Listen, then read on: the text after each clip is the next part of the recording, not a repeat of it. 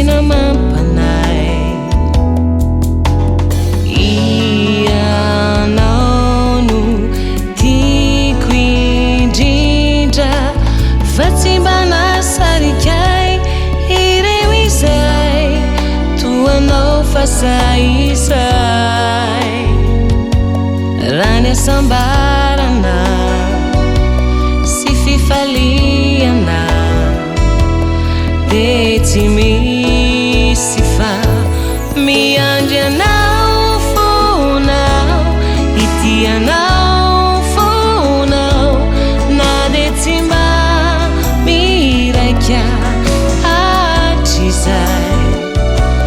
Raha toka isina tsisy izany, raha mbola taniko ny tany, ny faniriko anao dia tsy olany. Tsy miova, tsy afindra, efa vovatony ahy na ny saina mampanay.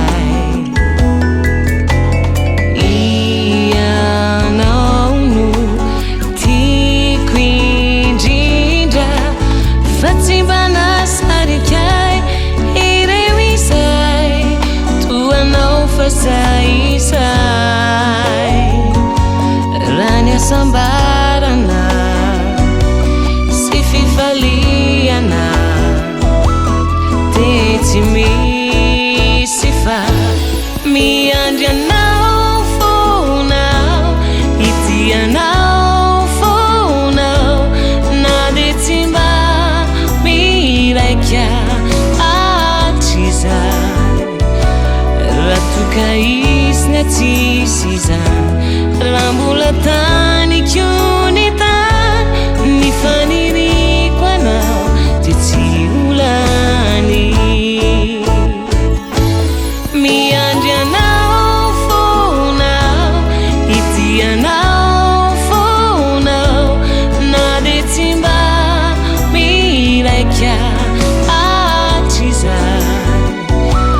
Raha toka isina tsisy izany, raha mbola taniko ny tany, ny faniriko anao dia tsy olany.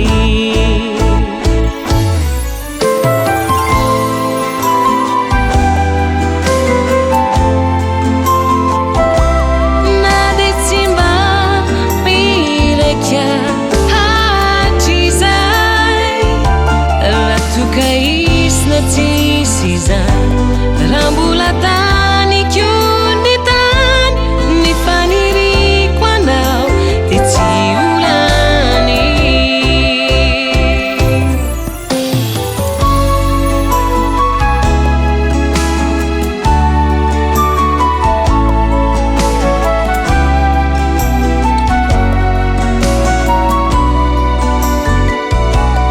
Raha toka isina tsisy izany, raha mbola taniko